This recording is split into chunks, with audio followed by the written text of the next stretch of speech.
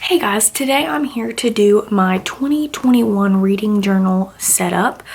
This was very impromptu and I just kind of saw people doing reading journals from last year, like doing their flip throughs and things.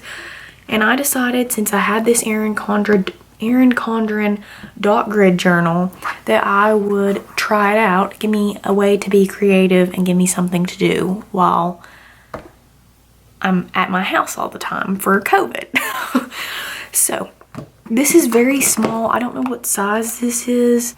It's very small, and you know, I didn't really plan this out, so I'm just going to use this for this year. But if I do follow through with it this year and I end up liking it and wanting to do it again next year, I'll definitely get a bigger size and probably a different one, because this one has these little Erin Condren flags in the corner and down here, little branding, and that's kind of in the way. So, but it's fine for now.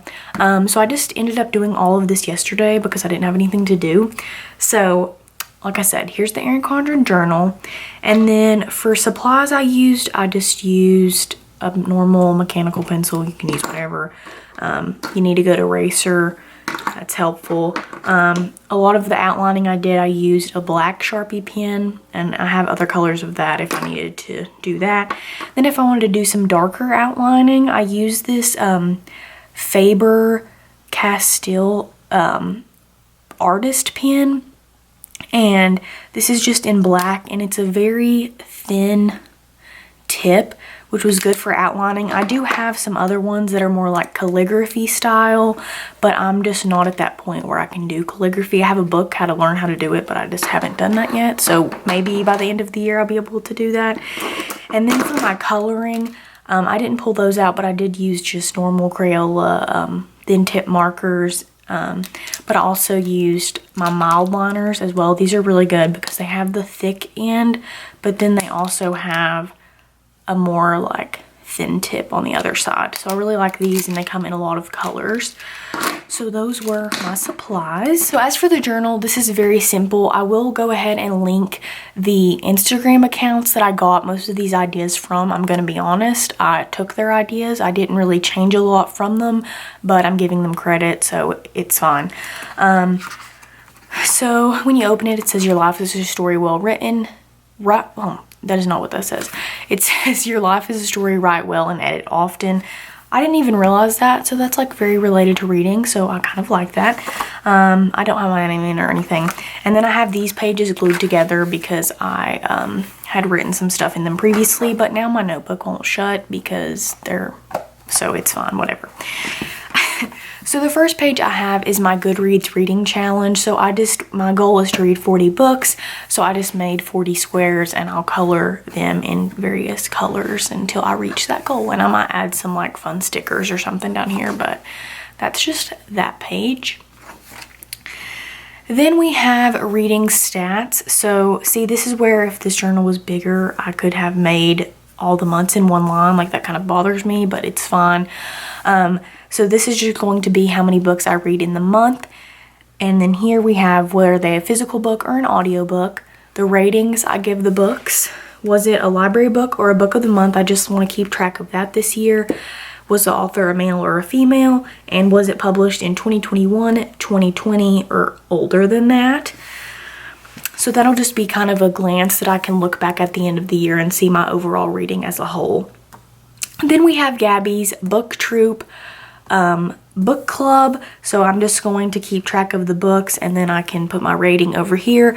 When I was doing this, I was just in a groove, and I just decided to skip May and go right on to June. So that kind of bothers me, but it's fine. It's just for my record, so it's okay. But that really bothers me a little bit.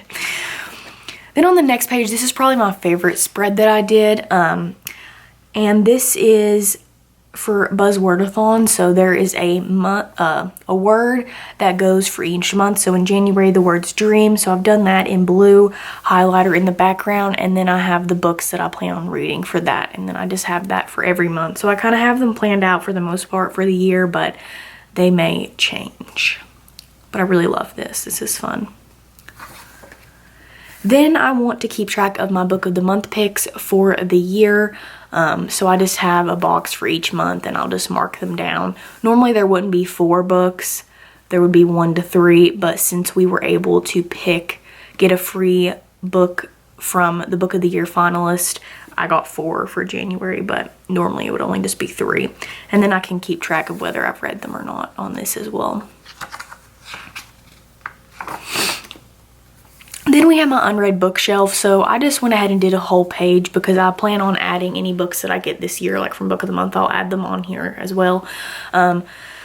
So I did 1 page spread for this. I left this blank just in case this gets filled up because this could easily get filled up with book of the month picks. I don't intend on buying a lot other than book of the month, but I think I want to leave this blank just in case I needed it. So that's there for me to carry over if needed, or I might add something, I'm not sure, but we'll see. And then I'll just color in the books once I read them, so I've already started doing that. Then I have this will be like my January overview page, but obviously I'm not going to fill that out until the end of the month. And then I just have the month written at the top, and then I'm just going to write in the books that I've read the month, the author, was it hardcover or paperback, was it book of the month, the library book, how many pages the book was, and my star rating. Then we have, this goes together, this is a page tracker. This is not accurate up until the 6th. Well, the 1st and 2nd and 3rd probably are, but the 4th and 5th are a little wonky and I messed up, and I don't think I just read In the Dream House on the 5th, not Regretting You. I finished that the night before, but it's fine. It's not correct at the moment, but it's fine. So over here I have the books that I've read and I've color coded them to a certain color, and then I just write down how many pages I read each day. So the reading sprints have gotten me through, and I've been reading a lot from those. So there is that. Then this page I really don't like. It doesn't look as bad on camera as it does in real life because I can just see all the dots and it kind of like gets on my nerves. But I just want to keep track of the books that I'm getting from the library since I'm trying to not spend as much this year. I want to keep track of what books I get from there and like if I buy them or not. So I have those here, and then I'll put the rating and were they physical or audiobook, because I do use Libby sometimes to get audiobooks. So that's through the library. And then that is all I have so far. So I have some pages left. So I'll really just, for the most part, unless I find something I want to add, it'll really just be this 2-page spread for each month and then my page tracker. So 4 pages for each month, but I'm just going to do that as the months come and not go ahead and do it in case I want to add something else. Because I'm thinking about adding like a review section so that when I do book reviews and talk about books and wrap-ups, I'm able to explain them better, because I feel like that's something I do struggle with. It's just because I forget a lot of what happens in the books. But I have been writing reviews on Goodreads, so maybe I can reference those.